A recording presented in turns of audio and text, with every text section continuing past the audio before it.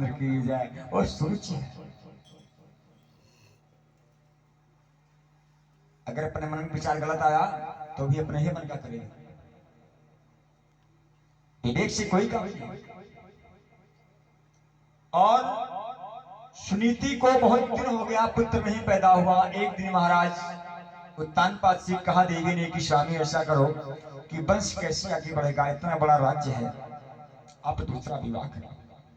महाराज उत्तानपाद ने कहा देवी मैं दूसरा विवाह कैसे कर लूं, आप में अगाध प्रेम है मेरा, पुत्र तो भगवान की इच्छा है, इच्छा होगी तो हो जाएगा, लेकिन बड़ा सुनीति नहीं मानी, कहा आपको विवाह करना ही है स्वामी, आप कहीं अपने विवाह की खोज करो।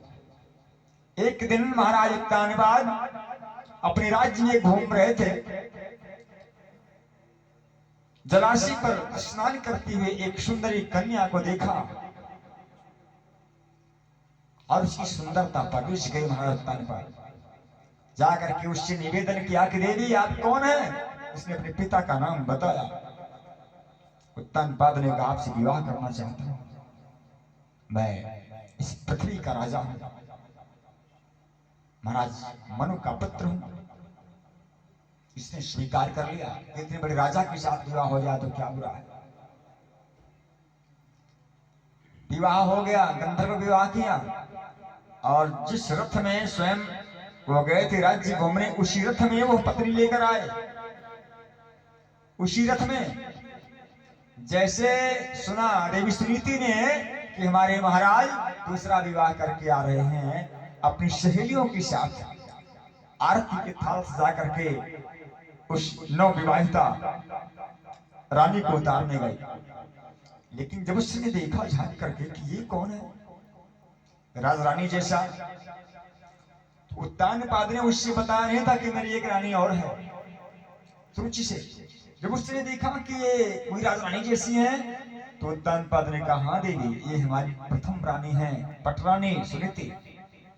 उसने कहा महाराज आपसे निवेदन है। सुरुचि ने कहा आप इसी समय रथ को पुनः वापस करिए और हमें हमारे पिता के घर छोड़ करके आइए।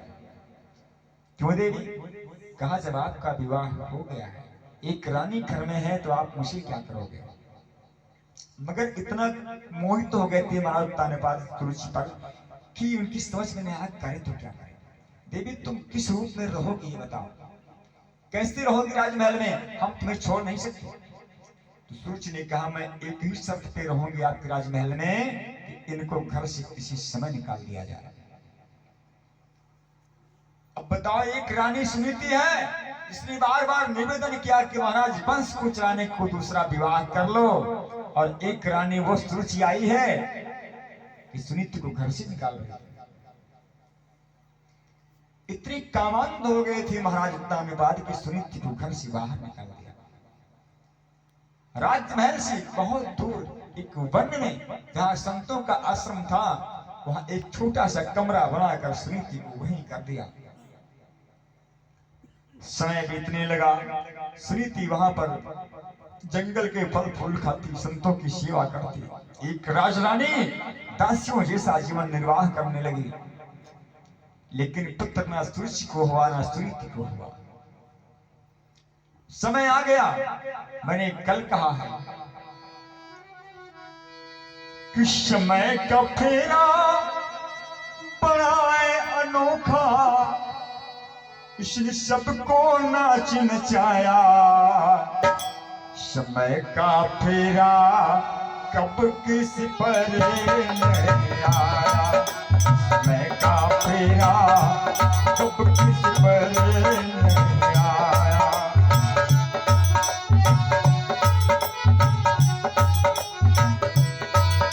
समय का फेरा कब किस पर नहीं आया।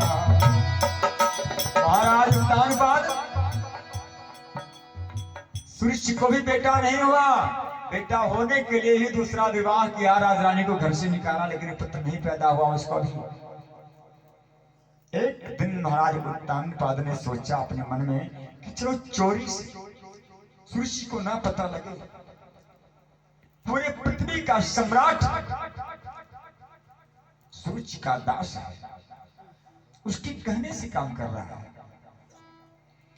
किशोरपति बसत बाहुबल जाके, सुरपति बसत बाहुबल जाके, शोनिप रहत बिगड़े बसता के।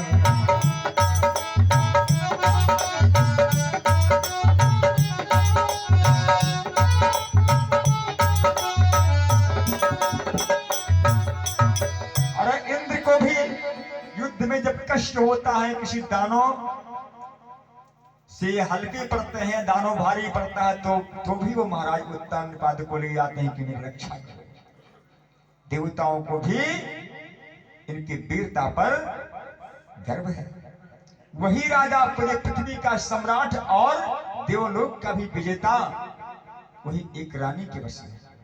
एक दिन चोरी से राजा ने सोचा कि चलो आज चलें देवी सुनीति का हालचाल ले आए, कैसी है वो। गए, समय ज्यादा हुआ, रात्रि हो गई।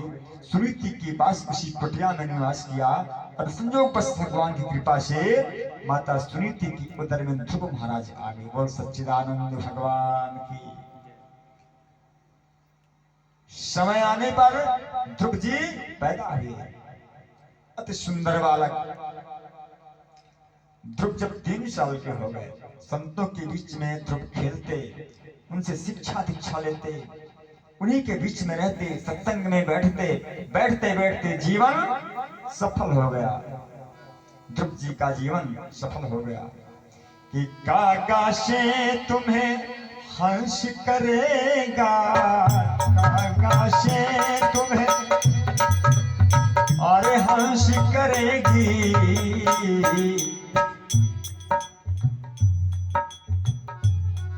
जागे सोए भाग रे तेरी बिगड़ी बनेगी, जागे सोए भाग रे तेरी बिगड़ी बनेगी। काका से तुम्हें हंस करेगी, काका से तुम्हें हंस करेगी, श्री रामचरण ने नोरा रे तेरी बिगड़ी बनेगी, संतों के संग लाग रे तेरी अच्छी बनेगी। 3 साल के ध्रुव जिन संतों के बीच में रहते थे, वह संत एक बार चातुर्मास पर जाने लगे। सभी संत जन दुर्वासा ऋषि आए, अपनी सेवा से सुनीति ने उन्हें प्रसन्न किया। दुर्वासा ऋषि ने कहा देवी वरदान मांगो।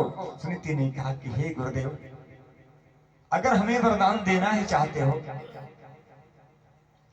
अगर मुझे वरदान देना चाहते हो तो मुझे और कुछ नहीं चाहिए गुरुदेव, वरदान यही दे दो कि जो हमारी छोटी रानी जी है ना, उनको भी एक बेटा हो जाए। दुर्वासा ने कहा देवी, जिसने तुम्हें राज्य से निकाल दिया, तुम्हें भिखारन बना दिया, उसको पुत्र मांग रही हो। सुनीति ने कहा कि गुरुदेव, जो सुरुचि है, अगर उसके जैसे हम भी हो जाएंगे तो उसमें और हमें अंतर ही क्या होगा। फिर मेरी छोटी बहन के समान है, छोटे तो अपराध किया ही करते हैं, बड़ों को क्षमा कर देना चाहिए। कहा जाओ देवी, दे दिया।